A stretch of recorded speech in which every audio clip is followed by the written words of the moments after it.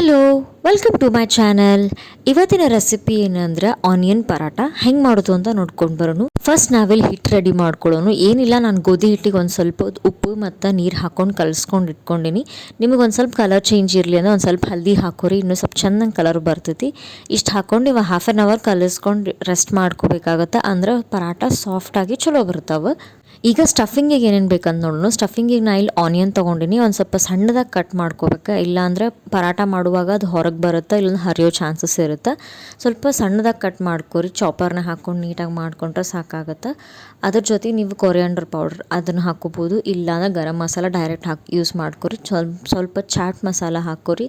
ಅದಾದಮೇಲೆ ಸಾಲ್ಟ್, ಒಂದು ಸ್ವಲ್ಪ ಶುಗರ್, ಆಮೇಲೆ ನಿಮ್ಗೆ ಯಾವುದಾದ್ರೂ ಮಸಾಲ ಅದ್ರ ಜೊತೆ ಆ್ಯಡ್ ಮಾಡೋಂಗಿದ್ರೆ ನೀವು ಮಾಡ್ಕೋಬೋದು. ಒಂದು ಸ್ವಲ್ಪ ಲೈಟಾಗಿ ಕಸೂರಿ ಮೇಥಿ ಹಾಕೋರಿ, ಇನ್ನೂ ಸ್ಮೆಲ್ ಚಲೋ ಬರ್ತೈತಿ. ಆಮೇಲೆ ನಾನು ಜೀರಿಗೆ ಪೌಡ್ರನ್ನೂ ಯೂಸ್ ಮಾಡೀನಿ. ಆಮೇಲೆ ಒಂದು ಸ್ವಲ್ಪ ಶುಗರ್, ಜಾಸ್ತಿ ಬೇಡ, ಒಂದು ಹಾಫ್ ಟೀ ಸ್ಪೂನ್ ಹಾಕ್ಕೊಂಡ್ರೂ ಸಾಕಾಗತ್ತೆ. ಎದಕ್ಕಂದ್ರೆ ಅದು ಒಂದು ಸ್ವಲ್ಪ ಲೈಟಾಗಿ ಕ್ರಿಸ್ಪ್ ಆಗುತ್ತೆ, ಆಮೇಲೆ ಬ್ರೌನ್ ಕಲರ್ ಬರ್ತೈತಿ.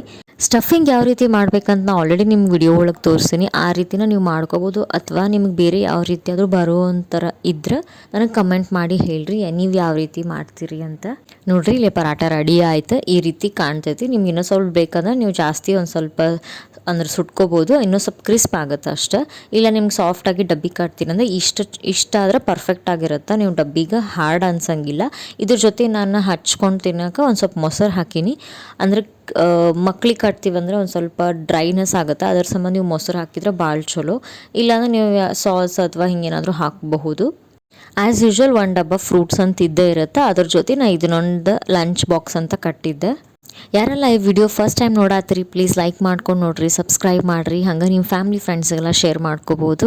ಒಂದು ವೇಳೆ ನಿಮ್ಗೆ ಈ ವಿಡಿಯೋ ಲೈಕ್ ಆಗಿದ್ರೆ ನನಗೆ ಕಮೆಂಟ್ ಮಾಡಿ ಹೇಳ್ರಿ. ಇನ್ನೂ ಯಾವ ವೀಡಿಯೋಸನ್ನು ಅಪ್ಲೋಡ್ ಮಾಡಬೇಕು, ಯಾವ ರೀತಿ ವೀಡಿಯೋಸ್ ನಿಮಗೆ ಬೇಕು ಅನ್ನೋದನ್ನು ನಂಗೆ ಕಮೆಂಟ್ ಮಾಡಿ ಹೇಳ್ರಿ. ನಾ ಆ ವೀಡಿಯೋಸ್ನ ನಿಮ್ಗೆ ತೋರ್ಸೋಕ್ಕೆ ಟ್ರೈ ಮಾಡ್ತೀನಿ.